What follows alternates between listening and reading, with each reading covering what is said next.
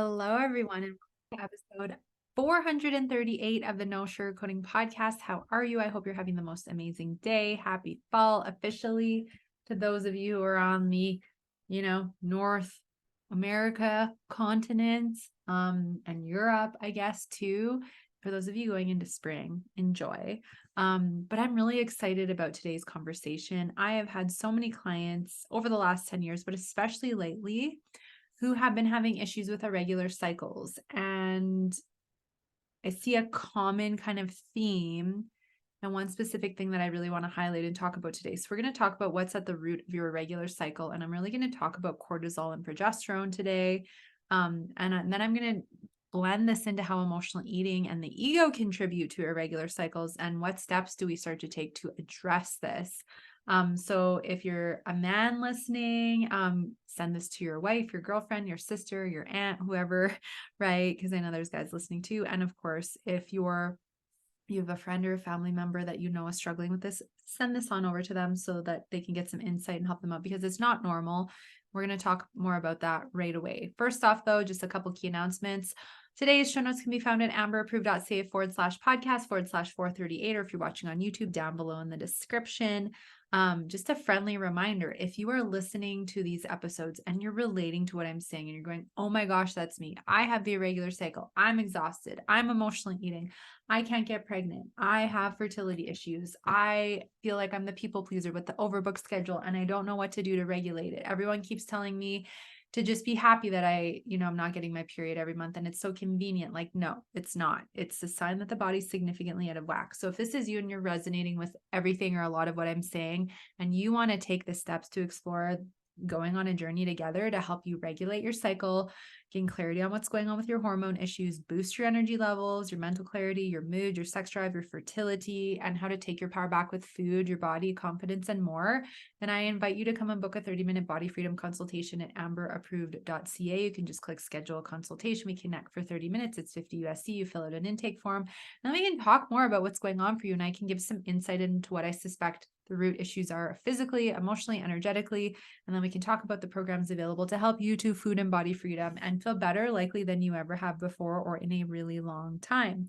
And this is also the last call if you're wanting to join the Kick the Sugar 5-week program to help you reduce your cravings, balance your blood sugar, and take your power back with food and feel more confident.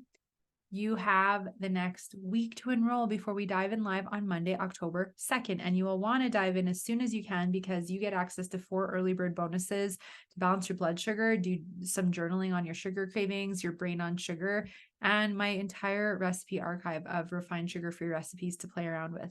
So you can come and join us for that. It's $222 USD. You get lifetime access to the program. It's 5 live weeks. All the details are available in the show notes at amberapproved.ca/podcast/438. Just click the banner that says Kick the Sugar and it will take you to the sales page and all the details. And you can sign up and come and join the amazing group of women that is joining me for this journey. So I'm super excited for that. So let's dive into today's conversation. What is at the root of your irregular cycle? So I went through this. I see so many of my clients go through this. They're like, my cycle's, 38 days, 37 days, 40 days, 45 days. I'm not getting a regular period. It's skipping every other month. I haven't had a period in 6 months, 2 years, 5 years. I've probably coached about 20 or 30 women over the last few months that have had this as one of the reasons that they're reaching out to me. And I've seen a lot of it prior too. But one thing that I noticed when I was struggling with binge eating and I lost weight really fast and was over exercising is that my period actually disappeared for over a year. And then it was very irregular off and on. And that's because my stress levels were through the roof and I was burning through my progesterone. And we need to have adequate levels of progesterone to help us produce a cycle. And I'm going to get into more of the details of that right away. And it's something that was really off and on for me for a really long time. And, I have women that come to me that are struggling to get pregnant or can't get pregnant or have miscarried, or have these irregular cycles. And one of the biggest imbalance connections I see is that the cortisol, which is the stress hormone, is far too high or in a burnout far too low. And then the progesterone as a result is also really low. And like I said, I'll get into those descriptors right away. And one of the things that really contributes to this is stress. But to get more in detail to that, which we're going to talk about today, there's many different stressors that can ramp up our nervous system, have us produce too much cortisol, and contribute to this irregularity with our cycle. It's not normal to not have a monthly cycle. If your doctor or whoever is telling you, oh, how convenient, like they told me when I was, 21, oh, how convenient, just enjoy it. It's so convenient. It's like, no, it's not. It's a sign that the body is significantly stressed and out of whack for not getting our monthly cycle, moon, period, whatever you want to call it. It's so important that we are having this. It's a sign of optimal health. Okay. So if you're not getting it, it's only coming every other month, you haven't had it for months or years, this is a sign that there's probably some pretty significant hormone imbalances going on among potentially other things. However, rest assured, we can course correct. Over the last few months, some of these women that have reached out to work with me, one woman, 2 years, she didn't ever cycle. Within 3 weeks, she got it back because we were able to clarify what the hormone imbalances were, including very high cortisol, low progesterone, and estrogen, and start working on regulating. And she had her first cycle back in 3 weeks. Another, I think it was about 2 months. And then another was about 3 months after her not having it for 5 years. So what is at the root of your irregular cycle? So I'm going to talk about some of the most common things that I see that are contributing to this stressed out nervous system. And then we're going to talk a little bit about how progesterone and cortisol work and work together and their roles. And then we'll get into how emotional eating and the ego contribute, because I think it's so important to factor in those pieces because they really have a significant impact on our nervous system. So I often find that there's many different potential things that can push the body into a heightened state of stress. So anything that's going to really overstimulate the body on a regular basis. So if we are emotionally eating, binging and purging, overeating, in heavy restriction on the other end, these things all stress out the nervous system and produce higher levels of cortisol. If we are over exercising, and I'm not just talking about your mindful movement routine, I am talking about like 6-7 days a week, an hour plus a day, no rest days, really hard cardio, really hard HIIT training, feeling guilty or fear if you don't exercise. And I did a whole episode 428 of the No Sugarcoating podcast, all about hormone imbalance and exercise addiction. You guys really have enjoyed that episode. It's been very well received. So you can go and check that out, episode 428. If you're, curious to hear more about that specifically. But if we're over exercising rather than mindfully moving our bodies, that will overstimulate and stress out the body and contribute to this irregularity with the cycle.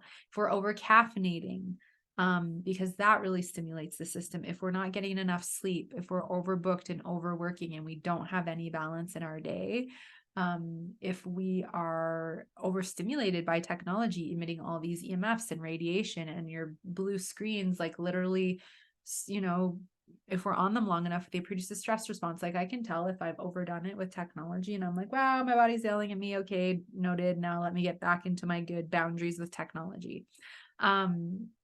When we are people pleasing and all or nothing perfectionist mentalities and we overbook and overextend ourselves, this causes a stress response in the body that, peaks our cortisol, and then we eat up the progesterone to convert into cortisol to keep us functioning in this high stress response.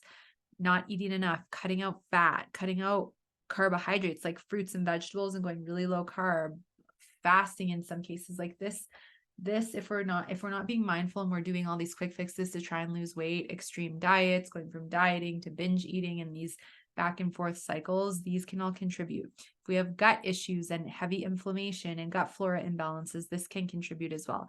It's really anything that can, accumulate and build up this, variety of stressors and this, abundance of stressors in the body. And of course, it's not just physical, it's emotional. So we'll touch on the emotional eating ego contribution right away.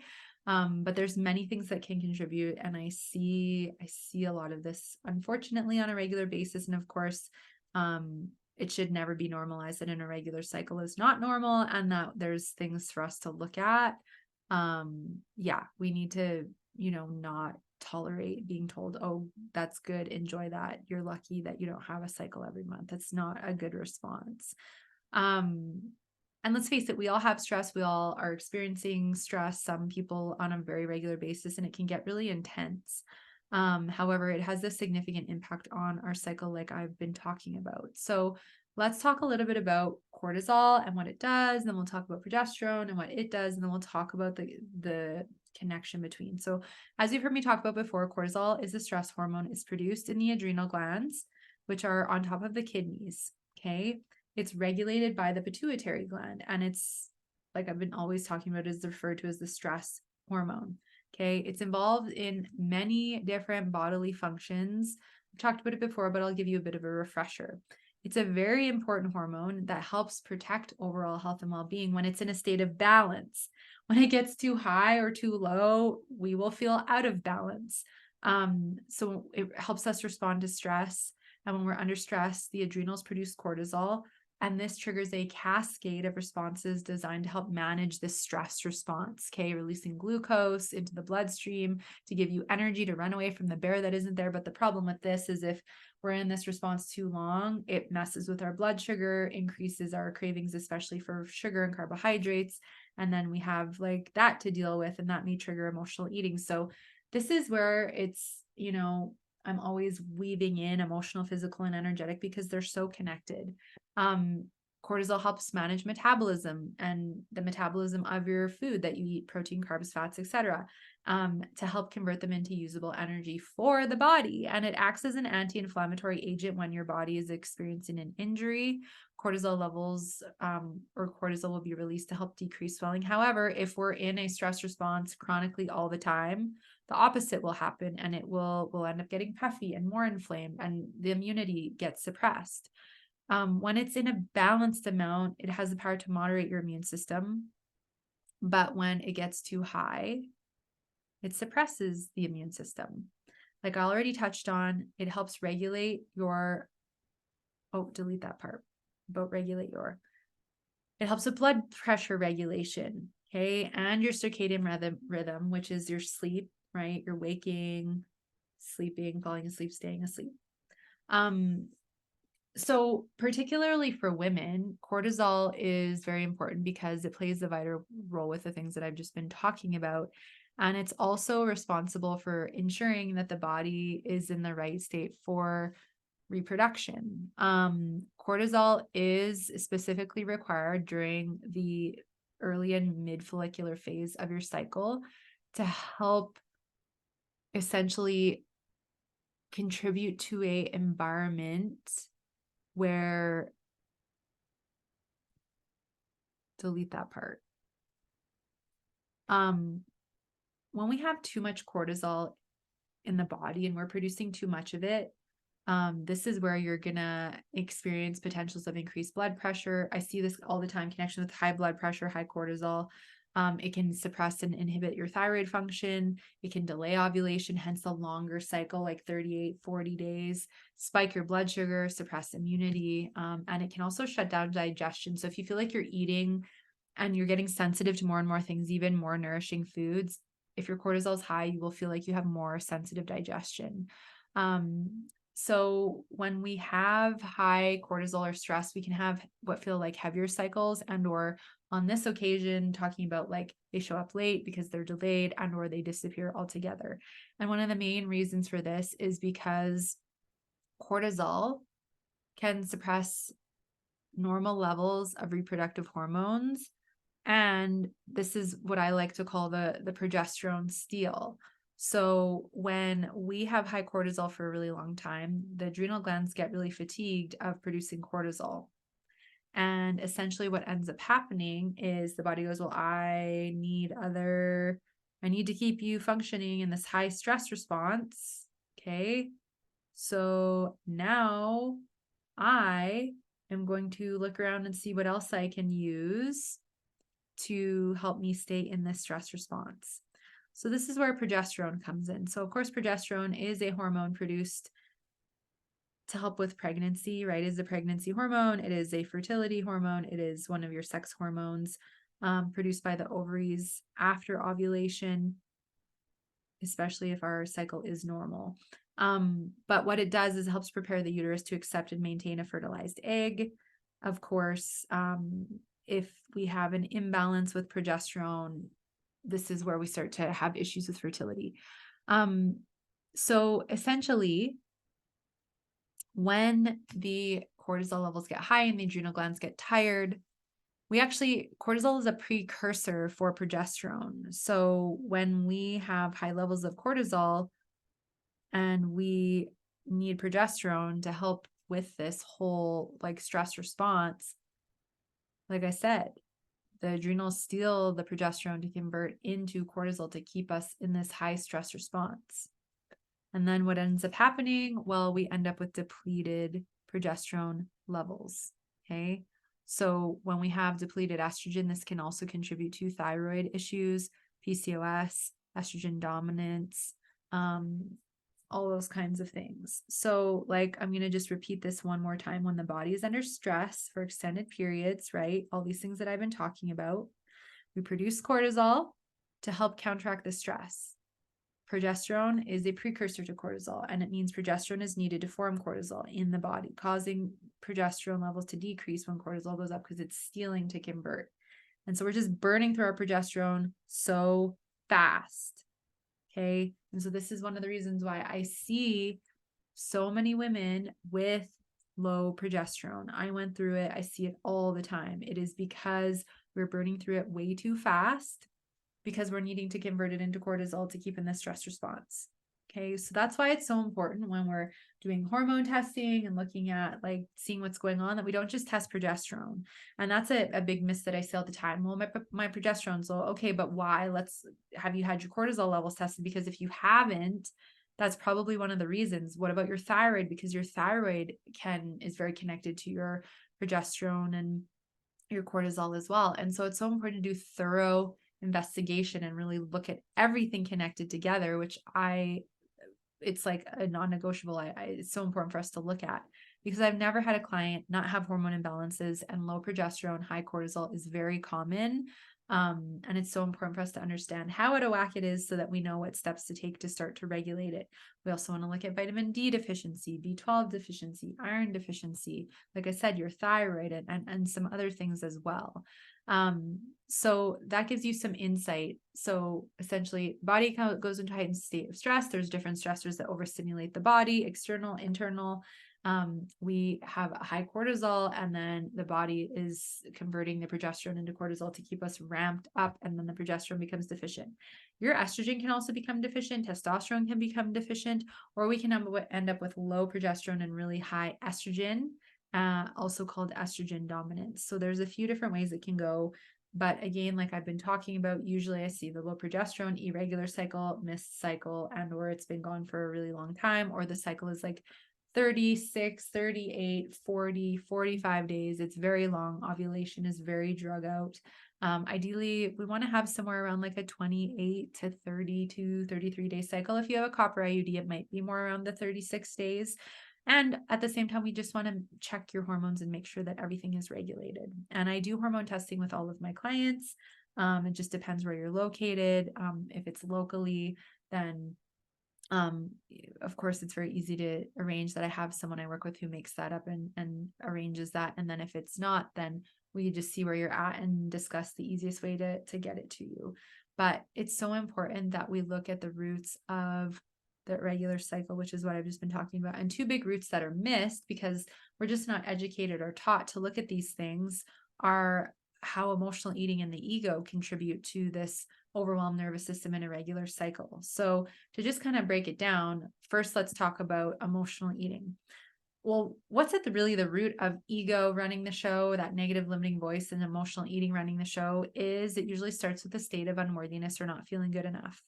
And so that starts at a young age. Usually for a lot of us, we've gone through experiences where we gather stories and information and create a new story that is, I'm not good enough, which is false, but we hang on to it. And then what ends up happening is we end up starting to use food as a coping mechanism, right? I always say emotional eating, binge eating, eating for any reason other than physical nourishment. So what ends up happening is when we don't have healthy ways to cope, when we fear feeling our emotions, or we feel like using a self-sabotaging behavior to numb, distract, and shove down our emotions feels like the thing to do to help us survive, it's very stressful on the body to emotionally eat. We're overeating, we're over consuming high levels of processed ingredients. Even if we're not eating processed foods, we're putting a stress on the digestive system, and any added stress we put on our body as a whole, via emotional eating, binging and purging, it's stressing out our digestive system. It's depleting our stomach acid. It's causing inflammation with the intestinal lining. We have to produce more digestive enzymes from our pancreas to try and break down the food. We have more bloating. We have more pain. We feed unhealthy bacteria. So we see how the stressors crop up just from the digestive system. We have to expend more energy to break down the abundance of food. And then we have to expend more energy when you restrict and you don't eat enough and you diet and you cut a bunch of stuff out and you over exercise. And that all or nothing cycle with diets, restriction, food rules, food fears, and then losing control with food, whether you're binge eating, emotionally eating, or binging and purging, all of that just fuels the stress response in the body. And so when that ends up happening, like I've been talking about, cortisol goes up. Cortisol goes up. Okay. And when cortisol goes up, the longer it's up. So if you're in a phase or, you're in and out of a cycle of emotional eating, binging or purging for years or decades, the longer you're in it, the more likely you are to have these hormone imbalances that I'm talking about and them getting, more severe. That being said, we can regulate. The body's always trying to heal. It's just we're by accidentally in the way. However, dealing with some of the root causes like emotional eating, binge eating, food addiction, people pleasing, all or nothing mentalities is so important. And this is where we cycle into the ego, because it's the ego mind that justifies why you should keep using food, that justifies why you should be hard on yourself because you did it again, that's trying to push you to chase the numbers on the scale and lose weight, that's trying to push you into this self-sabotaging behavior that's picking you apart because you don't have the perfect body, that you're comparing yourself to others, and all of these negative self-talks and these negative emotions and this self-attack and this rejection and not listening to your body and overbooking your schedule and people pleasing because you need validation from others, right? And not having any time for yourself and going to bed too late all the time and being in rebellion and self-sabotage with your schedule and, lack of balance. And I get it. Everyone has different life paths and, responsibilities. However, I think it's really important that we start to prioritize ourselves and befriend ourselves and put some of the energy that we put into fighting with our bodies or comparing ourselves to others or wishing we were as successful and beautiful and rich and blah, blah, blah as the people on TV or whatever, like that we actually take some of that energy and put it into doing our inner work, going inside, learning how to connect with ourselves, because it's just such a powerful opportunity and helps us with our healing and food and body freedom. So the ego negative voice, every time we go into negative self-talk, negative emotions, we're giving our power away. We're worrying, we're in fear, we're going into worst case scenario, even though it literally usually never happens. We go into a stress response. So if you're constantly even just in negative thinking and negative self-talk and worrying and victimhood and complaining, and you're human, we all do it, but I find the more we heal, the more we master our ego, the more we ascend and increase our consciousness and frequency, there's less complaining, there's less victimhood, and all that starts to fall away, because what happens as we evolve is we take more ownership and responsibility, because life is happening for us, not to us. And we stop blaming everything and everyone else for our stuff and going, okay, this happened. Okay, I sprained my ankle/foot. I didn't complain once. I didn't get upset. I didn't get pissed off. I didn't cry. I didn't go into an ego freak out. I said, okay, this happened. Let me look at why. Thank you, universe, for the sign. Why? Because getting ramped up and worked up isn't going to help my body heal. I don't want to put my body into a stress response. There's a lesson here, but it's taken a lot of time, right, to get to the point where there isn't a reaction. And yes, sometimes I still react, but it's a lot smaller. It lasts minutes or hours, usually at most. And usually then I'm taking my power back, but it took years to get to this point. But as you commit and you master, this is, the freedom and the mastery that gets to occur for you. But when we're in the ego and we're so ramped up and we're complaining about others and this person's pissed you off and this thing's upsetting you and you're afraid about the world and all that, right? We just get caught up in the drama. Another thing that causes the cortisol to go up that the ego thrives off of, the news, watching reality TV, like they're all fighting and it's all drama all the time. I remember when I like moved away and had cable and I'd watch MTV and it would be all the like Real World and all the reality TV shows.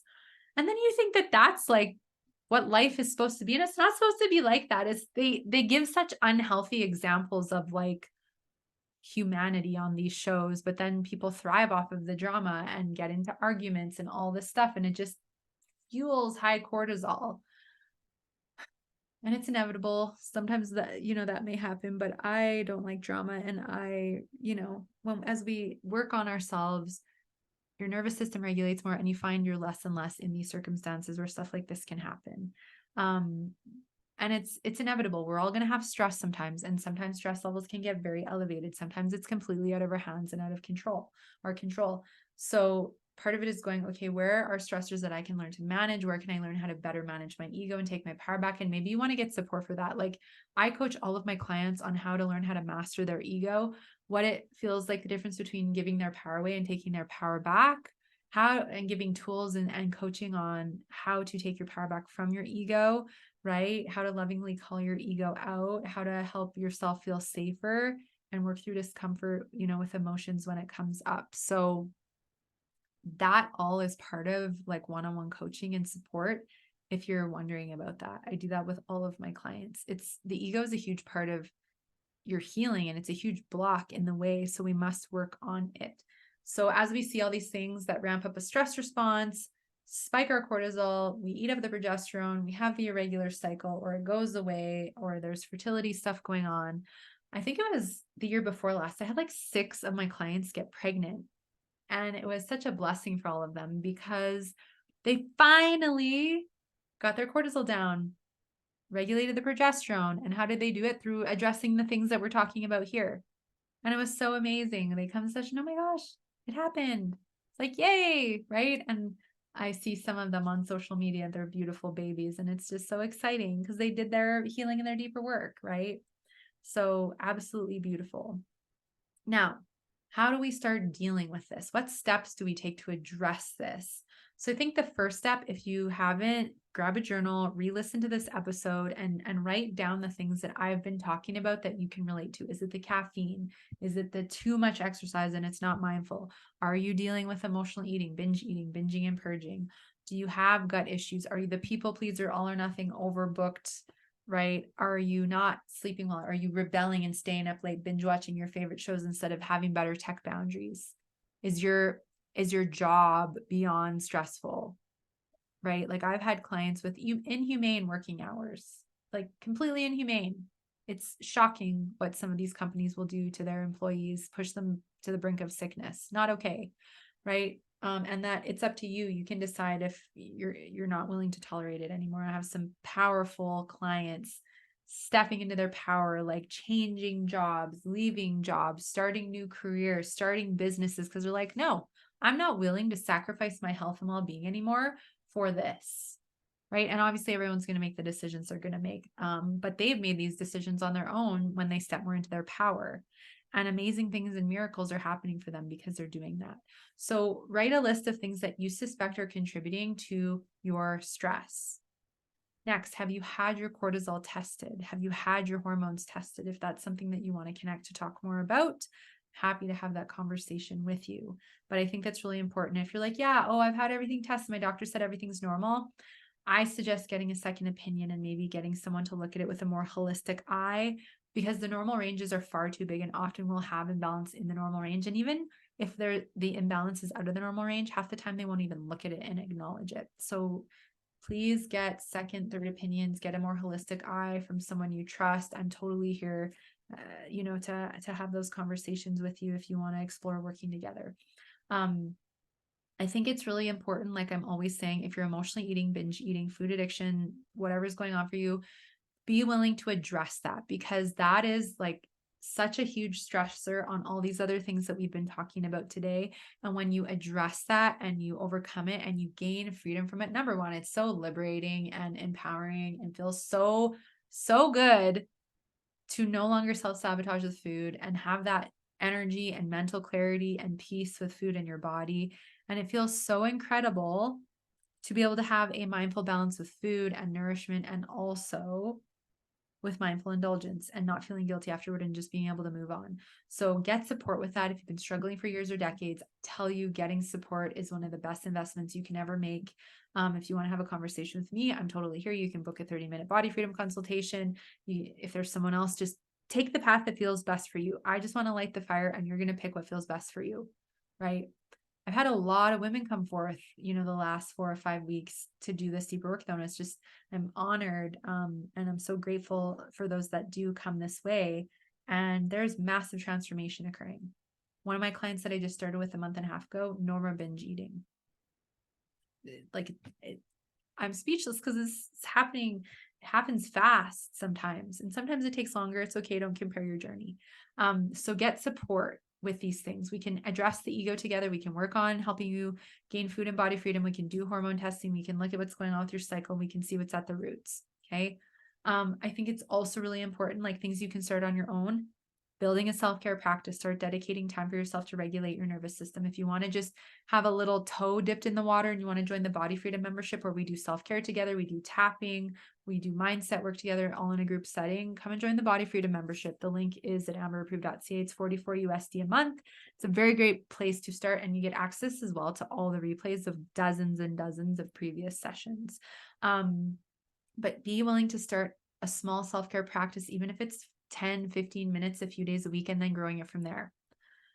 Sleep hygiene. Oh my gosh, I cannot stress enough how important getting enough sleep is, and getting to sleep before 11 p.m. because optimal hormone balance time happens between 11 p.m. and 1 a.m. And if we're awake during that time, we're interrupting our sleep and our circadian rhythm, and that just messes with our hormones. So can you start to work toward that as a goal?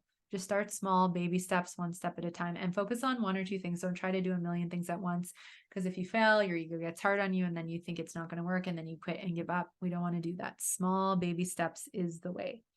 I think as well, focusing on adequate hydration, because if you're dehydrated, it's put your body into a stress response. Eating mindfully and eating regularly through the day to help with blood sugar regulation. These are simple things that you can start working on now, right? And see where your ego kicks in, see where you have resistance, see where you're resistant to do self-care or have a better sleep hygiene routine or disconnect from technology a little earlier before bed. Be willing to work through that resistance, because if you let your ego shut you down and you let resistance win, it's going to be hard for you to regulate your cycle. So be willing to work on your ego. And if you feel like your ego is unstoppable, get support to tame your ego, because sometimes it's so strong and it feels unbearable to deal with. And this support makes all the difference in the world to help us move forward, because we have the coaching, the accountability, the tools, and we have someone to help us break down what the ego is and help us build awareness on how we can actually deal with it. Right. And then we can work on the digestive system. We can work on all of that. So sleep, hydration, self-care practice, starting to become aware of what your stressors are, right? Track your cycle. How long is it? How many days are you having your bleed for? And then how many days is your entire cycle? Be aware of this, because this is going to start to help you indicate, based on how long your cycle is, like maybe that there might be something off. So these are all things you can start with. And then of course, if you want to reach out and explore any kind of support, like I've already said, come and join us for one-on-one coaching, and where you can check out all the master classes and online programs at amberapproved.ca. Just click online programs. There's all kinds of things there if you want to start with something small as well. So I hope you've enjoyed today's episode. The show notes can be found at amberapproved.ca/podcast/438. As I've already said, you can go to amberapproved.ca and learn more about body freedom and the support available. If you're also wondering if you're struggling with emotional eating and you're not sure, you can also take the free emotional eating quiz as well. And you can book your body freedom consultation there too. So I hope you've enjoyed this. If you have questions, if you're, curious about anything, feel free to reach out. I'm always happy to connect and talk with you about this. And the beauty of it is I've witnessed so many women balance these hormones, have the regular cycle come back, no PMS symptoms. Fertility is on point, right? It's beautiful to witness the healing miracles that happen when we address the root issues. And if you are not gaining the healing miracles that like you desire, are you addressing the root issues? And if you're not, or you don't feel you're getting the aligned, clear guidance, reach out. Let's have a conversation. Also, lastly, I'm so excited that I am going to be having a lovely guest on the show this Wednesday, Julie Ryan. You will not want to miss it. She is a very gifted, intuitive. I'll get more into the details of her, but we had such a powerful conversation about all things like energy, past lives, inner healing, like so many things. So you won't want to miss the episode. It's going to be incredible. I thoroughly enjoyed it. We're definitely going to do another one. I was also on her show, and I'm going to be doing her live talk show with her in October. So stay tuned for that on Wednesday. You will not want to miss it. You're going to learn something, and it's going to help empower you a little bit or a lot on your journey. So I'm sending you all so much love. I'm cheering you on. As I always say, there's no better time than the present to take action on your health and your healing. So take action now. Have a beautiful day, and we'll see you again on Wednesday. Take care. Sending you a lot of love.